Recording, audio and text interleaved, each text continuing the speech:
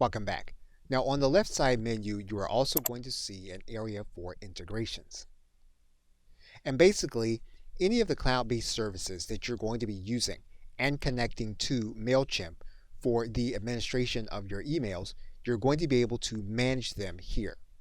So for example, you'll see here that we have already connected our Facebook and Twitter account to Mailchimp. And we can click on top of that integration, and we can manage that integration here in this area. So for example, if we want to choose a different Facebook page, we can do that. If we want to disconnect this Facebook account, we can do that here. And same thing is true obviously for our Twitter account.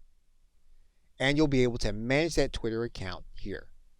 From here, you can actually connect your Google Analytics account. So for example, you can click Google, and you can then click Connect. Once you've done that, your Google account will then be connected, and you can then begin using your Google Analytics account. You can connect your design services. You can connect your event management services, such as Eventbrite. And so to connect from this area, you can click on Eventbrite. You'll then click Connect a new site. You'll then need to allow Mailchimp to connect to your Eventbrite account. The application will then be connected. You'll then click Next. You'll then select a specific Mailchimp audience. And once we've connected our list, we can then click Finish. And our Mailchimp account will then be connected to Eventbrite. So you'll want to determine which accounts you use and if you can use them with your Mailchimp account.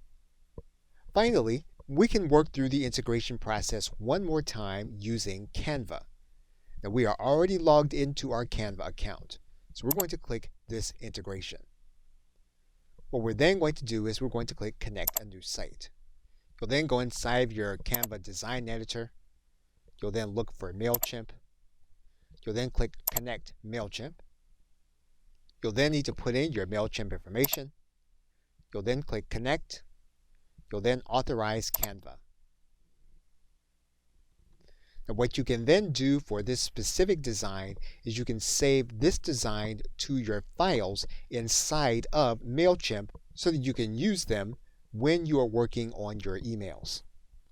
Now if you use other applications, you are going to want to test them here.